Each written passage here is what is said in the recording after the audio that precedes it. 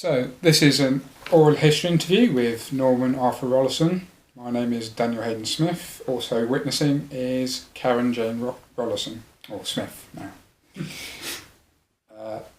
So, Norman, before we begin, I will read out an extract that you wrote in 2009 for your 90th birthday.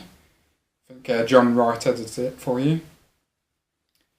So, I found that I had joined my family as a youngest son with two brothers, Albert and Fred, and three sisters, Marguerite, Katie and Nora. I remember little about my early years except of sitting by my mother while she worked at her sewing machine. In 1924, at age 5, I started school at Mary Street School. When I was 8, my brother Fred took me to join the choir at the local church. I also started to take lessons to play the American organ in the front room, but by 11 I gave up the lessons.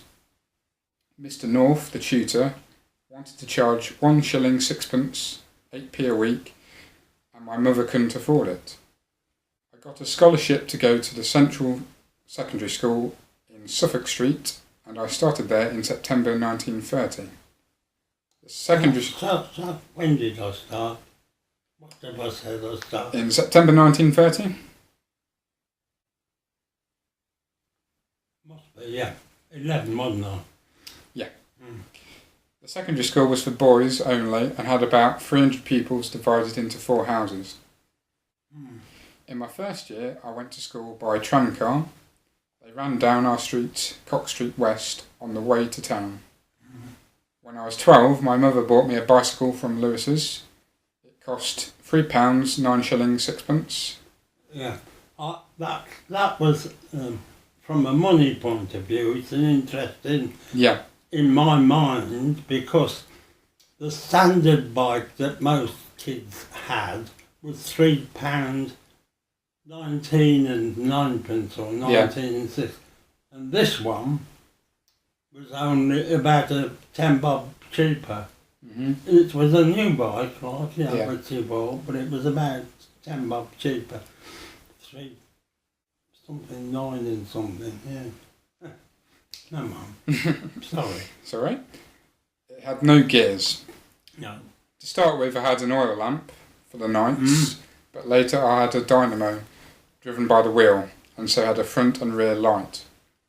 I cycled to school from then on, as well as cycling to places like Stratford-on-Avon. When I was 15, my friend Philip Rowley, and I set off with the intention of cycling to Land's End and camping overnight on the way. However, the rain was so bad by the time we had reached Boscastle in Cornwall, we were advised by an AA man to cross Dartmoor and head for home through Wells. We took his advice and enjoyed our holiday. Academically, I did not do very well at school. In 1935, I failed to get the 5 subjects to attain a school certificate. An ex-schoolboy visited us and told us about his life in the RAF as an aircraft apprentice. At that time, I was very interested in aircraft. I used to cycle when I could on a Saturday afternoon to Castle Bromwich Aerodrome to sit on the hedge and watch the club aeroplanes fly. I wrote away for the leaflet about entering the RAF as an apprentice and thought it would be good for me. I told my father what I proposed to do. He laughed at me and told me the RAF would never accept me. Well, that was my mind made up, and I wrote to enter the 2-day written exam. I succeeded, and in January 1935, I joined the RAF as an aircraft apprentice. So that's the point up to 1935, which is what I want to discuss with you, Norman. So in preparation for this interview, I've already shown you some questions. So you've had a bit of time to think of them. I've also shown you some pictures of the area where you grew up. I would like to focus your mind on your childhood, which in your case I would broadly define as the years before 1935. My research is particularly interested in how conceptualizations of childhood have changed throughout history, so please try not to go into details about your adult life too much. I'm particularly interested in family relationships. This can be defined as both blood relatives and people you shared a close bond with within your community. Childhood games. These can be physical games or practical games you played as a child. And childhood literature, both factual and fiction, so school or leisure. If you are able to focus on these aspects, it would be appreciated. However, do not let these guidelines limit what you have to say during the interview. So, there are quite a few questions I have in total. We'll record each segment of the interview separately.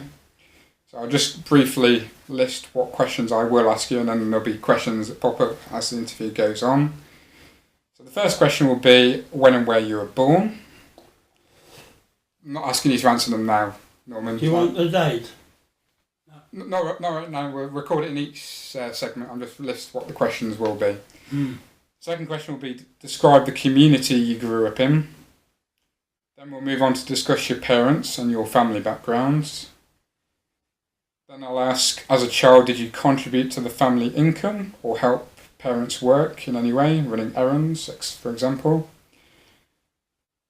Then I'll ask, other than immediate family, what other relatives did you have contact with growing up? Then I'll ask you to describe what your siblings were like. What? Describe what your siblings were like. Yes. And who you're closest to and why.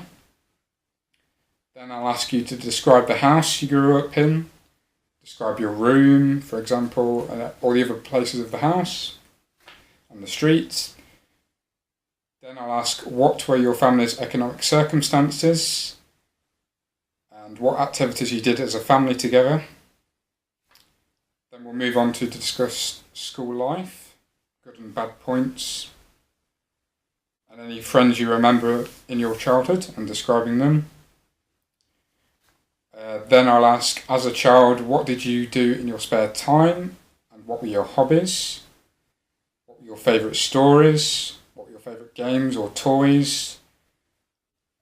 Any books or games you remember being given or you played? These can be educational or recreational. It can be physical or imaginary games that you played as a child. What were your favourites out of these? Note down any recollections of storytelling methods. And so, how did teachers tell you stories? Did your mom tell you stories? And any illustrations you remember from books or games, that sort of thing. Note down any recollections of storytelling method. Oh, sorry, I just read that. Then I'll ask, do you think there were differences in the games or literature children were expected, considered normal to read or play between the genders? And if so, what differences were these? And then finally we'll talk about, compared to subsequent generations, in your opinion, what were the benefits and drawbacks of childhood within your generation? So I'll just stop the recording now and then I will record the next question.